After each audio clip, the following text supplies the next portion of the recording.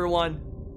It is I, the Bowmeister. Welcome to Dagon. If you guys know anything about me by this point, I am absolutely fascinated with the world inside of H.P. Lovecraft's Cthulhu mythos.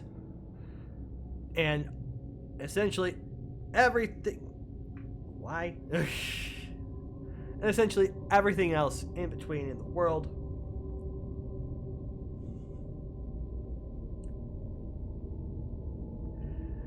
Oh, good gravy. And so today, we're diving into a game called Dagon. I don't know much about the actual game itself. As soon as I get off the controller, we're going to begin. Dagon is a faithful, interactive adaptation of H.P. Lovecraft's work, focused on story and atmosphere.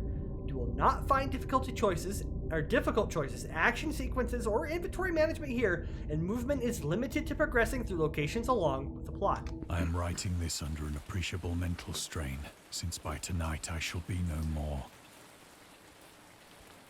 I'm gonna pause real quick and move me. Oh,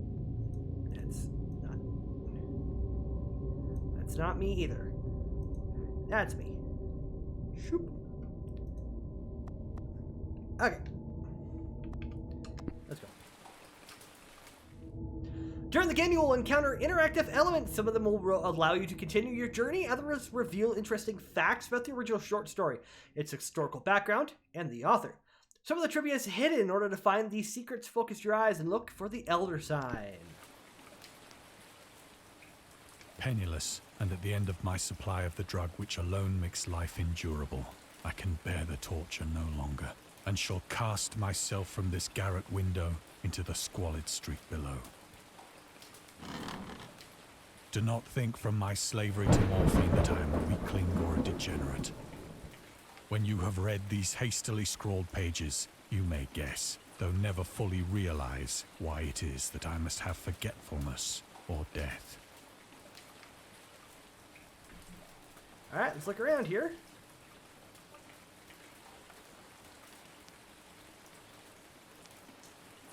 There's the Elder Sign. I got the Seeker achievement. Morphine entered into use in the 19th century and was routinely administered to treat severe pain during the American Civil War and World War I. It was also sold without restrictions until 1914. Morphine became more popular after the invention of the hypodermic. Sorry, my mouse has been on screen the whole time. I apologize. We'll hide it down here behind the camera. Anyway, morphine became more popular after the invention of the hypodermic syringe around 1854. Friedrich Turner? Sir Turner? I don't know. I can't remember the umlaut U, how that's pronounced. But anyway, who first isolated the substance, originally named it morphium, after Morpheus, a Greek god associated with dreams. At the time when Dagon was published, morphine abuse, known as soldier's disease, already posed a big problem in the United States. You could read the Discover trivia immediately, or go back to them later in the main menu. Turn off displaying trivia if you find that feature distracts you from the story. This can be changed anytime in the options. We're going to keep the trivia.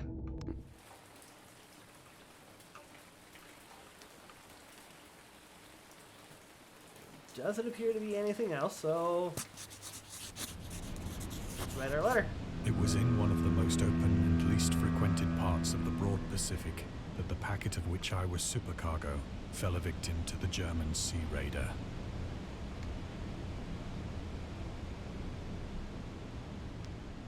Alright. Never hurts to look around, just in case. It looks like I can interact with something, but it looks like it's looking through the box, as it were. So, look at that. Ow. The Great War was then at its very beginning, and the ocean forces of the Hun had not completely sunk to their later degradation, so that our vessel was made a legitimate prize, whilst we of her crew were treated with all the fairness and consideration due us as naval prisoners.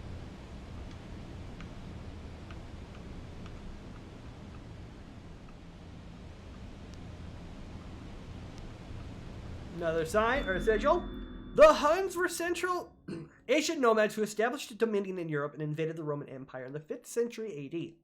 They were known as brutal, deadly warriors and masters of quick raids who also developed powerful composite bows, lassos, and early siege weapons. During World War I, the British used the word Hun as a synonym for Germans in order to emphasize their brutality. However, the term originated when the German Emperor Wilhelm II gave a speech to his troops on 27th July 1900 before they embarked to China. And again, sorry for the mouse. Should you encounter the enemy, he will be defeated. No quarter will be given. Prisoners will not be taken. Whoever falls into your hands is forfeited. Just as 1,000 years ago, the Huns, under their King Attila, made a name for themselves, one that even today makes them seem mighty in history and legend. May the name of German be affirmed by you in such a way in China that no Chinese will ever again dare to look cross-eyed at a German. This refusal to take prisoners was a clear breach of the laws and customs of war adopted during the First Hague Convention of 1899. Alright. Good deal. So liberal, indeed, was the discipline of our captors, that 5 days after we were taken, I managed to escape alone in a small boat with water and provisions for a good length of time. Speaking of, there's my provisions. Double check to make sure I don't see the elder sign. Now, curious here, very curious, and I like the inclusion of it. So there's two variations of the elder sigil. There's the one that you're seeing in this game, what essentially looks like a stick, like a stick or a branch, that's got the various pointed branches. That's the original elder sigil. The other one you see, which is the essentially a 5-pointed star with an eye in the middle, that's the modern day. I want to say interpretation, modern day imagining of the elder sigil. So, I like the inclusion of the OG stick, as it were. I'm on a boat! When I finally found myself adrift and free, I had but little idea of my surroundings. Never a competent navigator, I could only guess vaguely by the sun and stars that I was somewhat south of the equator. Of the longitude, I knew nothing, and no island or coastline was in sight. I'm in the middle of nowhere on the water. Do do do do do do do do scuba dabba dooba doo doo. Alright, looks like nothing else I can look at. Let's go. The weather kept fair, and for uncounted days I drifted aimlessly beneath the scorching sun, waiting either for some passing ship or to be cast on the shores of some habitable land.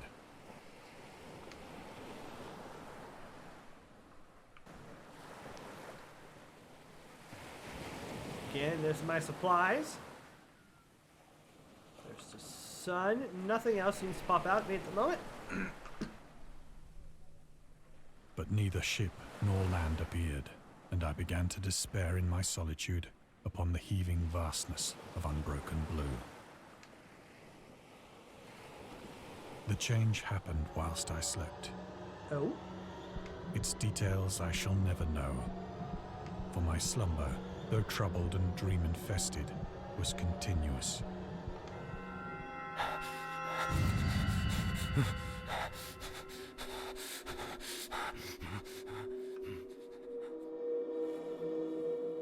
Ah, yes! Nothing like dreaming of squids stranded on the water, or on the land. Capsized boat. Almost looks otherworldly, extraterrestrial. When at last I awoke, it was to discover myself half sucked into a slimy expanse of hellish black mire, which extended about me in monotonous undulations as far as I could see, and in which my boat lay grounded some distance away. Though one might well imagine that my first sensation would be of wonder at so prodigious and unexpected a transformation of scenery, I was in reality more horrified than astonished. I mean, with that eye staring at me, yeah, I'm a little horrified myself. For there was in the air, and in the rotting soil, a sinister quality which chilled me to the very core. The region was putrid with the carcasses of decaying fish and of other, less describable things which I saw protruding from the nasty mud of the unending plain. Perhaps I should not hope to convey in mere words the unutterable hideousness that can dwell in absolute silence and barren immensity. There was nothing within hearing and nothing in sight save a vast reach of black slime. Yet the very completeness of the stillness and the homogeneity of the landscape oppressed me with a nauseating fear. The sun was blazing down from a sky which seemed to me almost black in its cloudless cruelty, as though reflecting the inky marsh beneath my feet. Okay. Anything to look at in here? Other than my boat. Does not look like there's... Nope. Never mind. There it is. The Origins of Dagon. Dagon seems to be inspired by Fishhead, a short novel by Irvin S. Cobb about unnatural affinities between a hybrid idiot and the strange fish of an isolated lake, supernatural horror literature. H.P. Lovecraft. And Lovecraft's dream about a strange island emerging from the ocean and him crawling in the ooze that covered its surface. Why does my mouse keep moving? Stay. I dream that whole hideous crawl and can yet feel the ooze sucking me down in defense of Dagon, H.P. Lovecraft. Lovecraft's interest in the topic stemmed from his aversion to fish and sea smells. In his own words, I've hated fish and feared the sea and everything connected with it since I was 2 years old, but I cannot recall what earlier experience gave me such a profound and lasting aversion to the sea and seafood. The Dweller in Darkness, Lovecraft, 1927, Donald Wandry.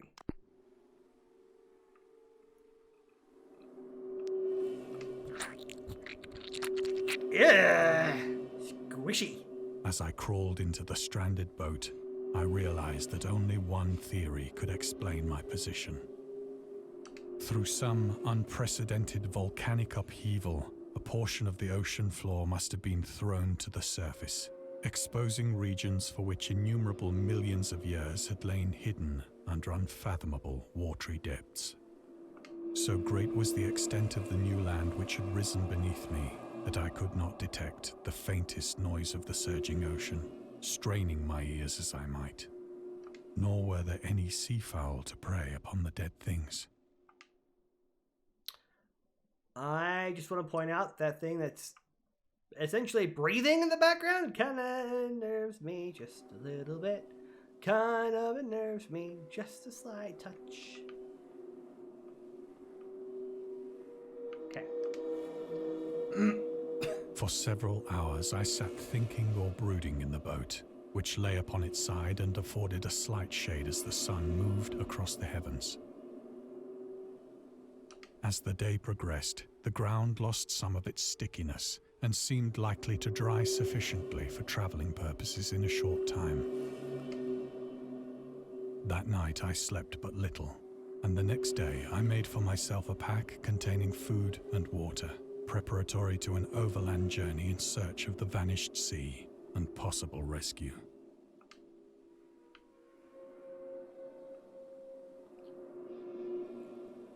Oh, hi.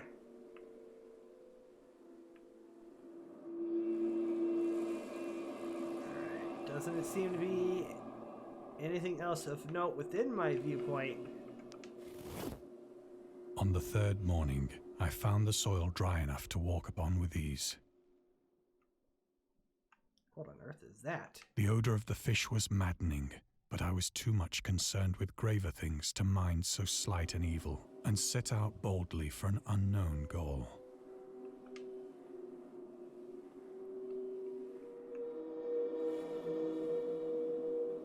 Whatever it is, I can't examine it thoroughly.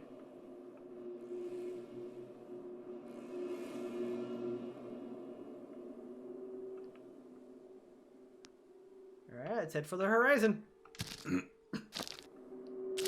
I step on and through, God knows what that was. All day I forged steadily westward, guided by a faraway hummock which rose higher than any other elevation on the rolling desert.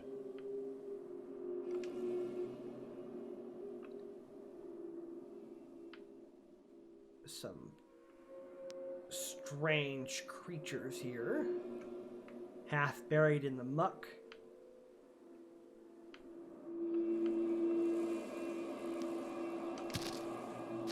Forward out.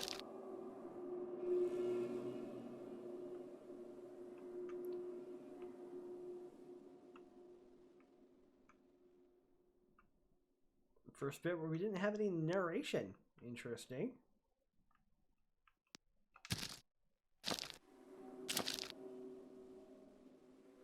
That night, I encamped, and on the following day still travelled toward the hummock, though that object seemed scarcely nearer than when I had first espied it.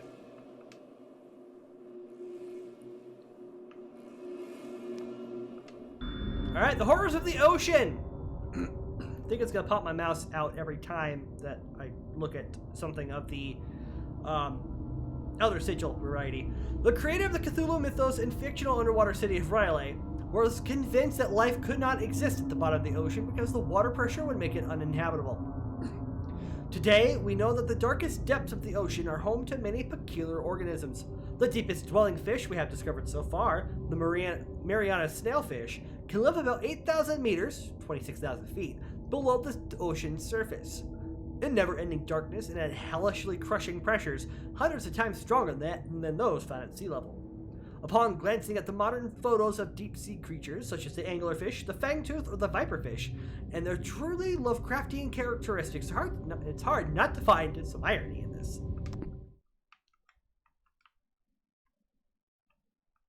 Ain't that the truth? Alright, we shall advance forward. By the fourth evening, I attained the base of the mound, which turned out to be much higher than it had appeared from a distance. An intervening valley setting it out in sharper relief from the general surface.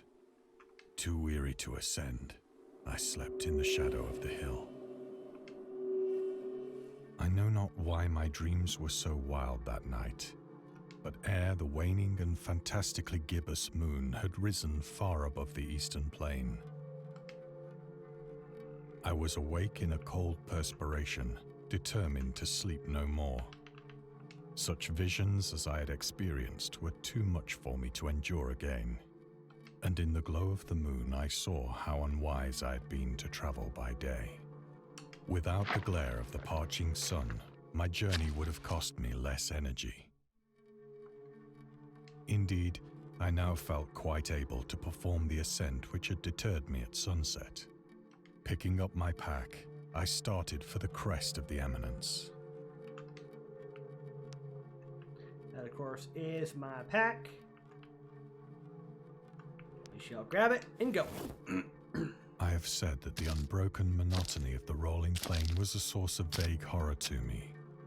But I think my horror was greater when I gained the summit of the mound and looked down the other side into an immeasurable pit or canyon, whose black recesses the moon had not yet soared high enough to illumine. Oh, good gravy. I felt myself on the edge of the world. Yeah! Peering over the rim into a fathomless chaos of eternal night. Through my terror ran curious reminiscences of Paradise Lost, and of Satan's hideous climb through the unfashioned realms of darkness. As the moon climbed higher in the sky, I began to see that the slopes of the valley were not quite so perpendicular as I had imagined.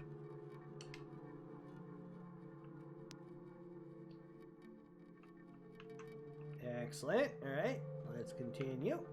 Ledges and outcroppings of rock afforded fairly easy footholds for a descent, whilst after a drop of only a few hundred feet, the declivity became very gradual. Alright, and where else to look? Nope, I think we're going down. Urged on by an impulse which I cannot definitely analyze, I scrambled with difficulty down the rocks and stood on the gentler slope beneath, gazing into the Stygian deeps where no light had yet penetrated. All at once, my attention was captured by a vast and singular object on the opposite slope, which rose steeply about 100 yards ahead of me. Interesting. An object that gleamed whitely in the newly bestowed rays of the ascending moon.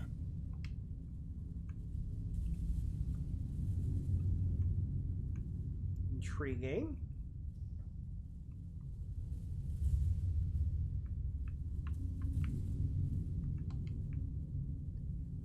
Guess with no other looky looks, let's go. Scratch my head. That it was merely a gigantic piece of stone, I soon assured myself. But I was conscious of a distinct impression that its contour and position were not altogether the work of nature. A closer scrutiny filled me with sensations I cannot express.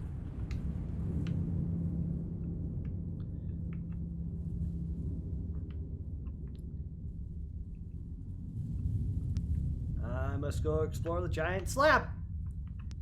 For despite its enormous magnitude and its position in an abyss which had yawned at the bottom of the sea since the world was young, I perceived beyond a doubt that the strange object was a well-shaped monolith, whose massive bulk had known the workmanship and perhaps the worship of living and thinking creatures. Dazed and frightened, yet not without a certain thrill of the scientist's or archaeologist's delight, I examined my surroundings more closely.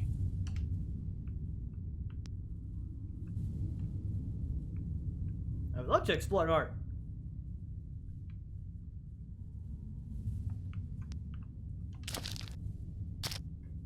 Get with the squishy. The moon, now near the zenith, shone weirdly and vividly above the towering steeps that hemmed in the chasm, and revealed the fact that a far-flung body of water flowed at the bottom, winding out of sight in both directions and almost lapping my feet as I stood on the slope.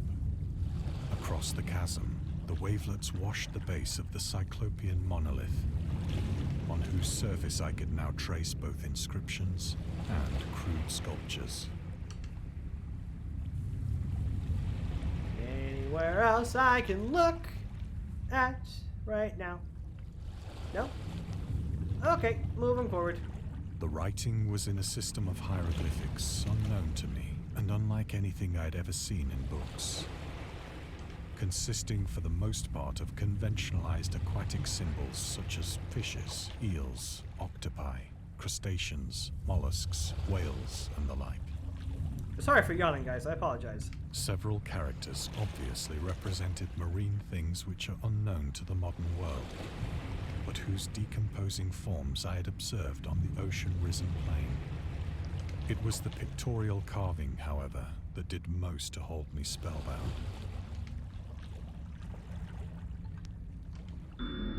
Storytelling methods. Dagon contains many themes and storytelling methods that Lovecraft developed in his later works, such as telling the story through carvings at the Mountain of Madness, the Nameless City, journals and characters' notes, The Shadow Out of Time, The Haunter of the Dark, islands emerging from the ocean, Call of Cthulhu, or fictional beings and deities based on real events and mythologies, Miko in the Whisper in Darkness. Excuse me. It is also considered the origin of the popular Cthulhu mythos. Some of Lovecraft's other stories also conclude in a manner similar to Dagon. But let's skip the details in order not to spoil the ending, shall we? Alright. Plainly visible across the intervening water, on account of their enormous size, were an array of bas-reliefs whose subjects would have excited the envy of a Doré. I think that these things were supposed to depict men, at least a certain sort of men. Fishmen! Though the creatures were shown disporting like fishes in the waters of some marine grotto, Innsmouthers! or paying homage at some monolithic shrine which appeared to be under the waves as well. Of their faces and forms I dare not speak in detail, for the mere remembrance makes me grow faint. Grotesque beyond the imagination of a Poe or a Bulwer. They were damnably human in general outline, despite webbed hands and feet, shockingly wide and flabby lips, glassy, bulging eyes, and other features less pleasant to recall. Curiously enough, They seem to have been chiseled badly out of proportion with their scenic background. For one of the creatures was shown in the act of killing a whale, represented as but little larger than himself. I remarked, as I say, their grotesqueness and strange size. But in a moment decided that they were merely the imaginary gods of some primitive fishing or seafaring tribe.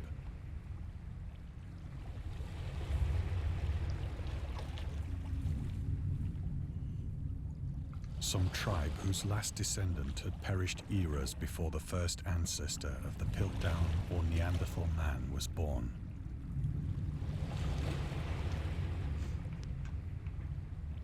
Intriguing, and looks like that's it here, okay. Awestruck at this unexpected glimpse into a past beyond the conception of the most daring anthropologist, I stood musing whilst the moon cast queer reflections on the silent channel before me. Then, suddenly, I saw it. What am I seeing? With only a slight churning to mark its rise to the Oh, surface, the thing slid into view above the dark waters. Polyphemus-like and loathsome, it darted like a stupendous monster of nightmares to the monolith, about which it flung its gigantic scaly arms, the while it bowed its hideous head and gave vent to certain measured sounds.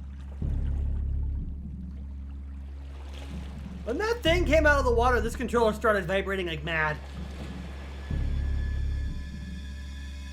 I think I went mad then. I would too, seeing something like that. Of my frantic ascent of the slope and cliff, and of my delirious journey back to the stranded boat, I remember little.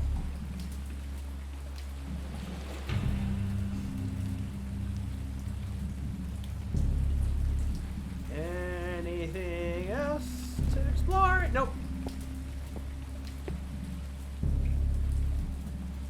I believe I sang a great deal, and laughed oddly when I was unable to sing. Oh, that sounds about right.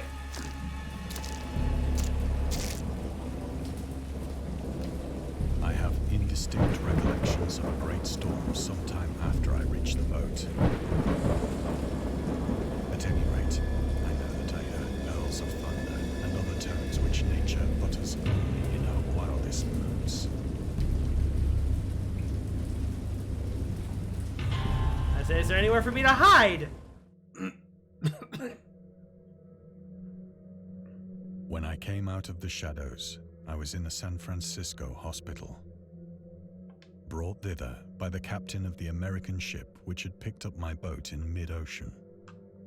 In my delirium, I had said much, but found that my words had been given scant attention. Of any land upheaval in the Pacific, my rescuers knew nothing, nor did I deem it necessary to insist upon a thing which I knew they could not believe. Yeah, did you see a gigantic, bipedal, scaly, gigantic, monstrous creature? No?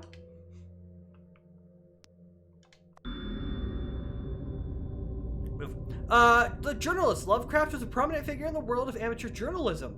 In 1915, he started publishing his own journal called The Conservative, which included political and social commentary, poetry, short stories, and literary criticisms written by him and other authors. Howard was a skilled wordsmith, but he also took criticisms to heart, which resulted in his decision to step away from writing poetry and concentrate on weird fiction again. For the first time since his teenage years, Dagon, published in 1919, is one of the short stories written during that period. In this example excerpt from The Conservative, the master of horror fiction explains his attitude towards warfare and the idea of world peace. Why any sane human being can believe in the possibility of universal peace is more than the Conservative can fathom. Should the entire civilized world agree simultaneously to disarm, one or more nations would undoubtedly retain secret armaments and at the proper time take advantage of their more altruistic and less astute contemporaries in a wild career of conquest against unarmed victims. No country is, or ever can be, above warfare until the basic impulses of the human animal shall have miraculously changed. Interesting. Look, if you zoom in, Elder sign. 1921. Mouse, please. Lovecraft released a series of 3 essays, The Defense Reopens, The Defense Remains Open, and Final Words. Later published as a collection titled In Defense of Dagon, in which he rebuked a series of criticisms directed at his works. Some notable quotes. I paint what I dream, and will let the public settle the rest amongst themselves. Mr. Monday, I'm going to pronounce it Monday, asks the raison d'etre of Dagon. I will give it, purely and simple, to reproduce a mood. Its object is the simplest in all art, portrayal. The physical horrors of war, no matter how extreme and unprecedented, hardly have a bearing on the entirely different realm of supernatural terror. Ghosts are still ghosts. The mind can get more thrills from unrealities than from realities. In the essays, Lovecraft touches upon the topics of atheism, materialism, the quest for truth, and the love of science. I love how that actually had a full-scale elder sign. Look. Another one. Lovecraft considered himself an atheist and absolute materialist, which he attributed partly to his early childhood interest in astronomy and science in general. In his own words, I am, indeed, an absolute materialist so far as actual belief goes. With not a shred of credence in any form of supernaturalism, religion, spiritualism, transcendentalism,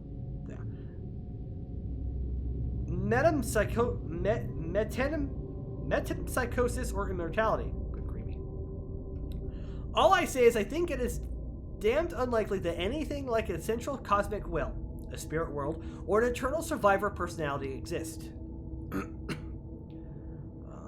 They are the most preposterous and unjustified of all the guesses which can be made about the universe, and I am not enough of a hair splitter to pretend that I don't regard them as arrogant and negligible moonshine.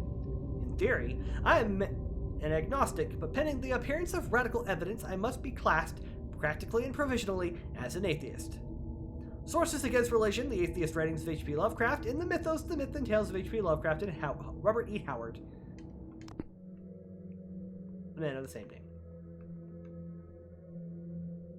Means I should have been looking a little harder, huh?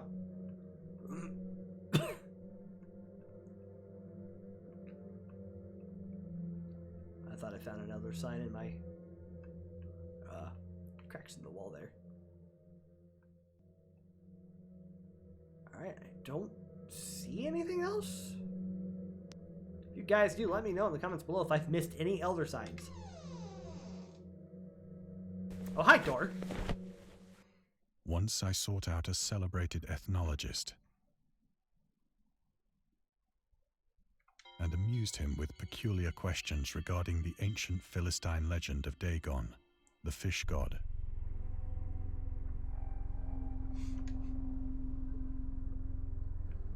Speaking of, Dagon, or Dagon, was the main deity of the Philistines, worshipped throughout the Middle East as the ancient god of fertility and crops. In Hebrew, the word Dagon was a common noun for grain. The rulers of Akkad,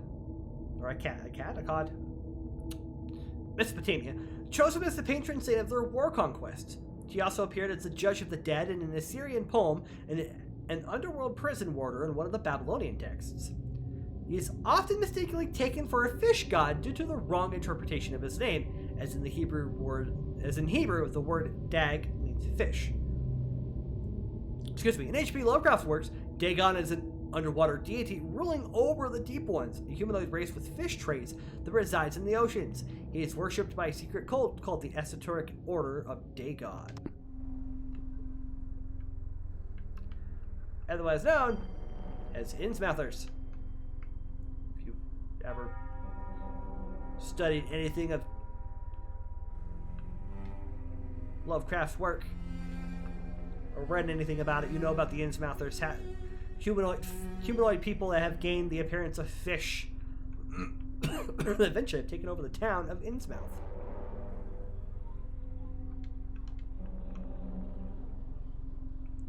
Now I'm paranoid because I might miss another elder sign.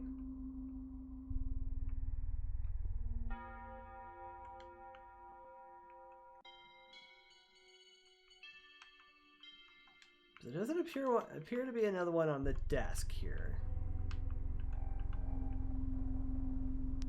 let's continue. But soon perceiving that he was hopelessly conventional, I did not press my inquiries.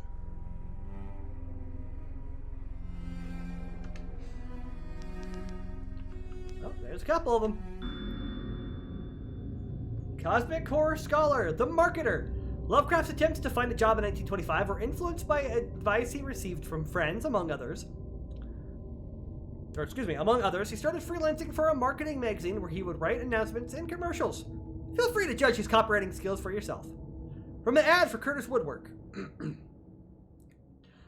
Curtis Woodwork embraces both the usual structural units and the cleverest contrivances of built-in or permanent furniture, such as bookcases, dressers, buffets, and cupboards. Every model is conceived and created with the purest art, ripest scholarship, and mellowest craftsmanship, which an energetic enterprise can command, and make to conform rigidly to the architecture of each particular type at home. The cost, considering the quality, is amazingly low, and a trademark on the individual pieces prevents any substitution by careless contractors. Graham Lovecraft Studies number 7. Number 1. Volume 7, number 1. H.P. Lovecraft, S.T. Joshi, a very prominent figure in Lovecraftian studies. August Derleth in the Cthulhu Mythos. August Derleth was an American writer and anthologist. He also befriended Lovecraft and published many of his works through his company, Arkham House. Although he greatly contributed to the popularization of the author's works after his death, he is surrounded by numerous controversies. One of his most questionable decisions involved introducing the good versus evil doctrine. Derleth was Catholic, devout, to the Cthulhu mythos, which contrasted with Lovecraft's view of the world and his approach to cosmic horror. As a result, the author's works are often misunderstood and misrepresented in today's culture. It is also worth noting that Lovecraft was never really interested in creating a mythology, and the term Cthulhu mythos was coined by Derleth after the author left the mortal plane. As I was pointing at the Necronomicon.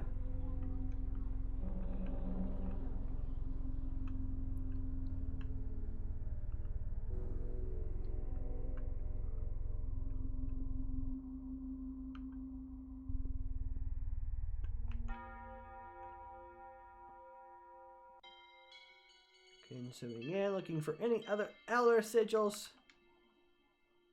You guys might be able to have a little bit better insight. So again, let me know in the comments below if I've missed an elder sigil.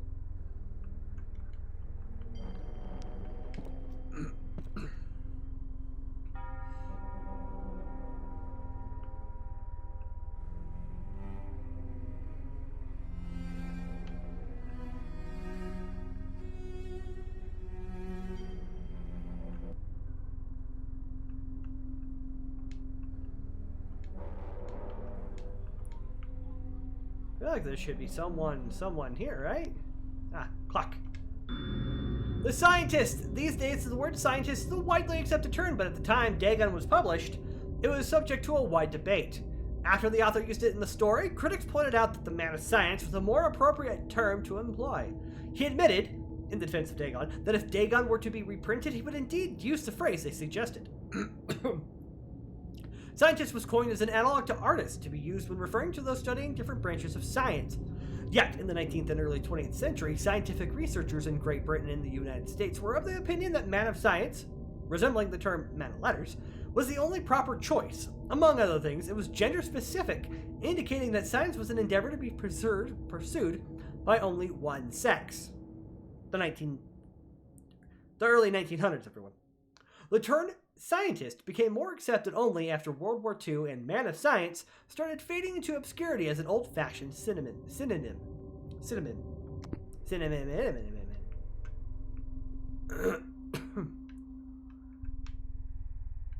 And all of a sudden, I have do the Necronomicon stuck in my head. Do the Necronomicon.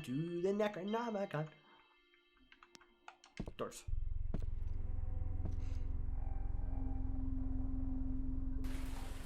It is at night, especially when the moon is gibbous and waning, that I see the thing. I tried morphine, but the drug has given only transient surcease and has drawn me into its clutches as a hopeless slave. So now I am to end it all, having written a full account for the information or the contemptuous amusement of my fellow men. Alright, it's a morphine bottle. Lovecraft on tobacco and alcohol. Lovecraft hated tobacco, even though he used to smoke when he was 12. In order to look and feel like an adult in his correspondence with friend Reinhard Kleiner, he claims that he quit as soon as he started wearing long pants. He also had a very strong opinion about alcohol, as evidenced by his letter to Celia Brown, dated 13th February 1928. As for the matter of drinking, I had never tasted intoxicating liquor and never intended to. Having a strong aesthetic disgust at anything which blunts or coarsens the delicate natural equipoise. I think I said that one right? I don't think I've ever seen that word in print or otherwise. Of the evolved human intellect and imagination. Drinking excited my personal repugnance. Hence, I don't drink. Let the herd do what they will. I am rather in favor of prohibition. The prohibition of any one antisocial force as well as any other. From the Spirit of Revision, Lovecraft's letters to Celia Brown, read Bishop. H.P. Lovecraft, Sean Brownie, Andrew Lehman, and S.T. Joshi.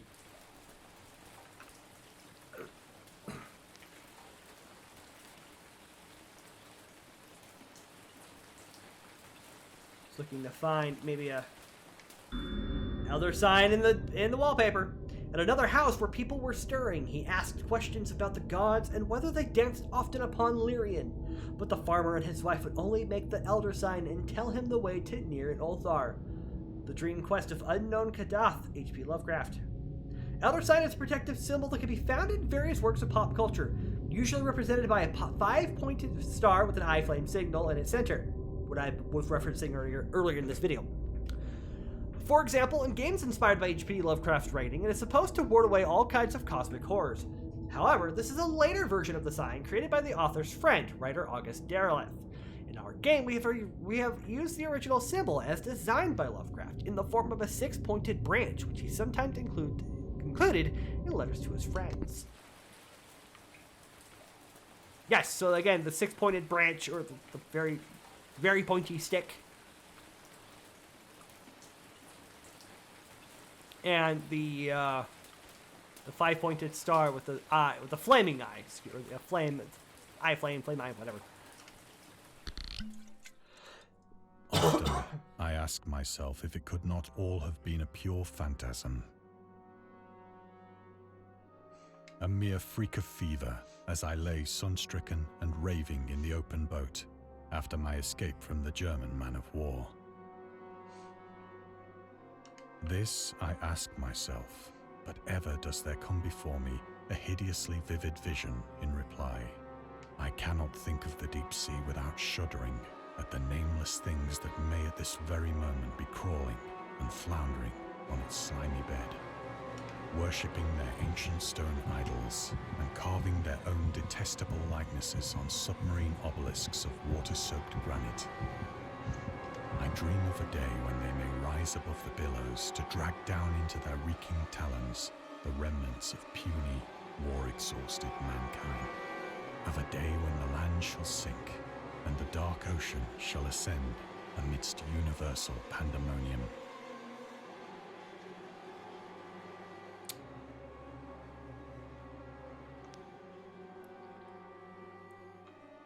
One last look to see if there's anything, because I do not know. This ends it. This feels very much end. The end is near. I hear a noise at the door, as of some immense slippery body lumbering against it. Squishy.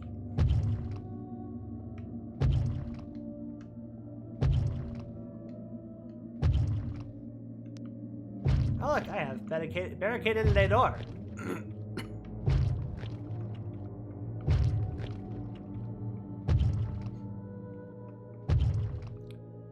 Any other elder sigils?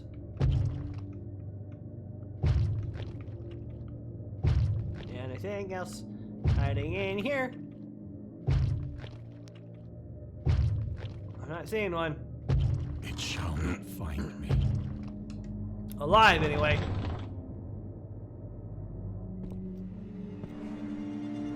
God, that hand!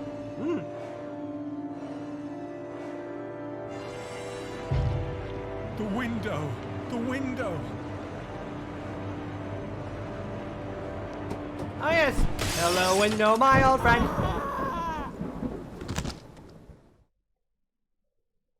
Ow. Alright, they say thank you for playing. We hope you enjoyed immersing yourself in our little pool of cosmic horror. We would appreciate it if you took a moment to rate Dagon and check out the other DLCs and games. Hopefully that just takes me back to the beginning there.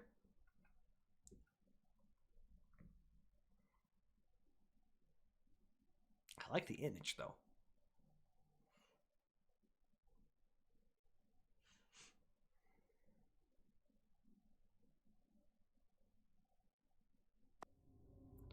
All right, let's look at the trivia. I missed a bunch. Missed 1, 2, 3, because that's all little glass bottle. 4, 5. I missed 6 pieces, so once I started being far more observant, I didn't miss a bunch of pieces. But that's it. That is Dagon for you all. Thank you all so much for watching. That is technically a game beaten on the channel. I beat Dagon. Nice little jaunt into the world of madness, into the world of H.P. Lovecraft and the Cthulhu mythos. Come join me again for more games, horror, Lego, or otherwise. I will see you on the other side, and until then, I am the Bummeister, and I have been obediently yours.